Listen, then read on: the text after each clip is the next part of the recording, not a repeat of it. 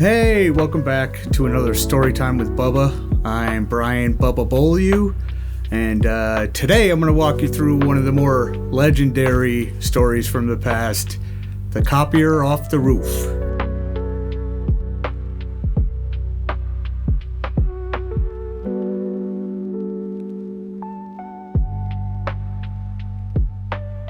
So this took place on one of those day before the holiday work days where most of the afternoon is actually more tomfoolery than actual work. It was like the mid-90s, and I'm not sure who came up with the idea originally, but I was pretty much there for the whole thing, witnessed the whole thing. So if you've ever worked in an office, I'm sure you've had your experience with a horrible copier, and that's what we had here.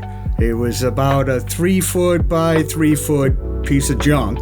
We decided, since it had just been replaced, we were going to give it a proper send-off by heaving it off the roof. So we enlisted the aid of the copier repairman that happened to be in the building setting up another copier. So we kidnapped him to come over and pronounce this one dead. And then we pretty much enlisted the mob. We had a second floor blueprint utility room that had a ladder that went up to a roof hatch, and you could climb up on the roof. We proceeded to wheel it into the blueprint room where George started tying it up. We had a couple of guys climb up onto the roof, and we started slowly pulling it up. Problem was that the copier was about the same size as the hatch, so it wasn't just passing through the hatch. So at this point, the copier's about 10-12 feet in the air, so this thing probably weighed, a couple 300 pounds. So George climbs up the ladder and is trying to twist it to get it through the hatch, but it's not happening. So we let it down, and we tie it in a different way so that it'll be easier to get through the hatch once we get it back up in the air. At this point, I go up on the roof. So there's like 4 of us up on the roof, and once it's tied, we start slowly pulling it up. I don't think we got too far when we heard Mark Passereno down below yell, "What the are you doing?" And at that point, we kind of froze. So then we heard Mark yell, "Put that down."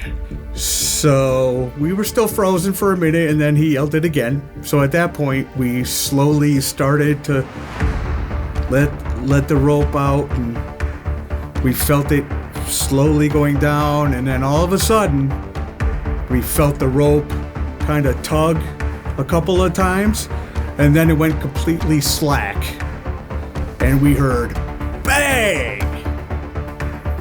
So apparently the knots had come undone, and the copier plummeted that 10 feet and crashed into a million pieces at Mark's feet, basically. So we're standing up on the roof, holding the rope with nothing on the other end, and that's when Mark starts yelling at us, "Show your faces, you cowards." Nobody wanted to do that, so we were far away from the roof hatch at that point, and he kept yelling, "Show your faces." So one by one, we walked over to the hatch and climbed down with Mark glaring at us, and there was probably 6 or 7 other people in the room at that point.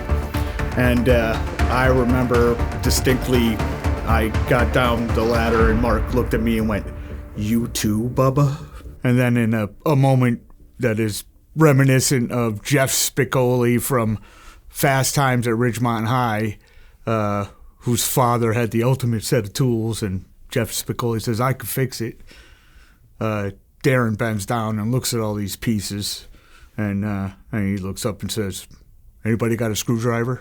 He was a little bit of a wise guy. That's the story of the copier off the roof that never actually made it off the roof.